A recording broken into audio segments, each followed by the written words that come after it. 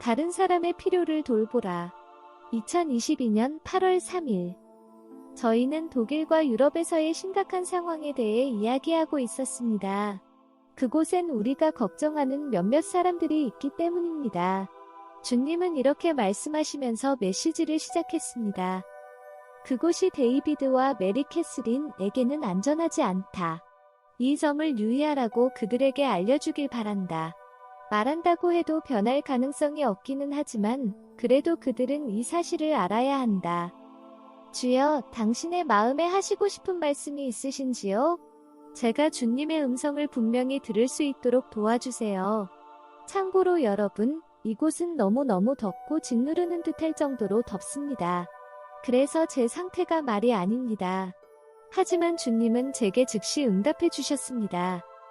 죽음과 파괴. 그때 저는 주님이 눈물을 흘리시며 두 손으로 얼굴을 감싸고 있는 게 보였습니다. 이렇게까지 되어서는 안 되는 것이다. 내 아버지는 이 일들을 피할 방법들을 찾고 있었지만 사람들의 완고한 마음은 그들이 맺은 동맹 때문에 이 파괴의 어젠다를 계속 추진해온 것이다. 죽음과 파괴의 이 같은 확장은 주님의 계획이 아니었다.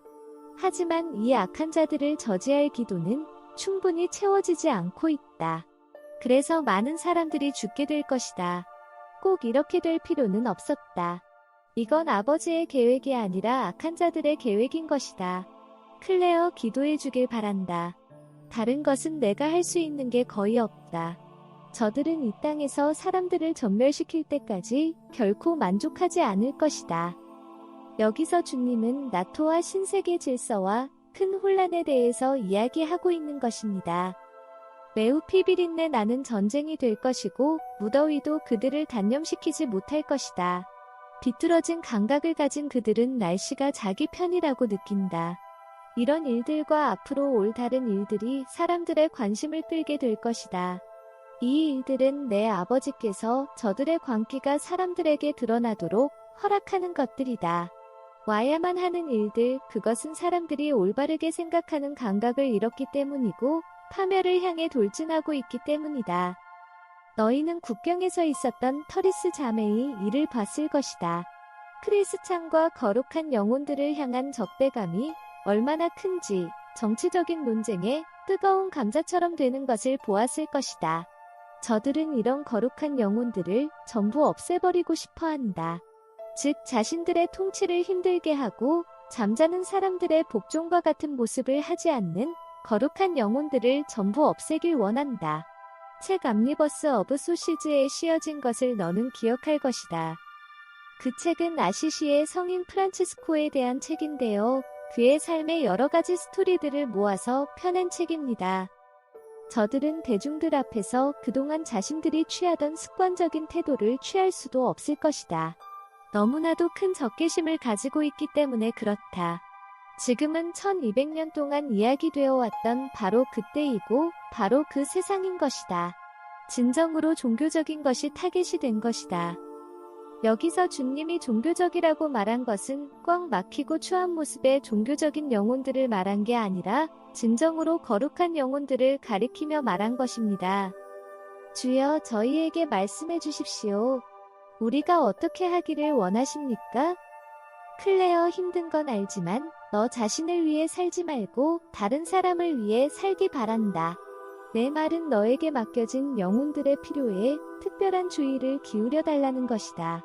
그들과 함께 더 깊이 들어가고 그들을 끌어내고 그들의 기도 제목을 기록하길 바란다. 세상적인 일을 하느라 이 소중한 일을 산만하게 되도록 하지 말아달라.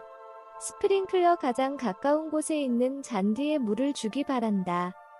남은 시간이 얼마 남지 않았다고 격려하고 다른 사람들과 다른 사람들의 필요에 집중하며 사는 것이 그들에게도 유익할 것이라고 격려해 주길 바란다. 나는 너희 모두가 하늘 아버지의 비즈니스에 대해 집중하길 바란다. 영혼들의 진정한 필요를 채우는 일, 특히 변하는 중에 있는 영혼들의 필요를 채우는 일에 온 힘을 쏟고 이런저런 상황들이 그 일을 가로막지 못하게 하길 바란다. 왜냐하면 영혼이 변화하는 것은 쉬운 게 아니기 때문이다. 그들을 향한 너의 특별한 사랑과 돌봄을 보여주길 바란다. 더 많은 영혼들이 올 것이다. 하지만 나와 함께하는 시간을 제쳐두지는 말기 바란다. 음악 작업도 내 마음을 돌봐주는 것도 제쳐두지 말기 바란다. 비록 내가 짊어진 십자가가 짓누르는 때에도 부디 그렇게 해주길 바란다. 앞으로 다가올 시기에 가장 중요하게 여겨질 것은 다른 사람을 향한 너희의 부드러운 사랑과 희생일 것이다. 이 공동체에 속해 있는 사람들보다도 영적으로 덜 안정되어 있는 영혼들에 대한 너희의 사랑과 희생이 가장 중요한 것이 될 것이다. 희생이란 단어는 가장 중요한 단어이다. 왜냐하면 희생이 필요한 상황이 아주 많을 것이기 때문이다.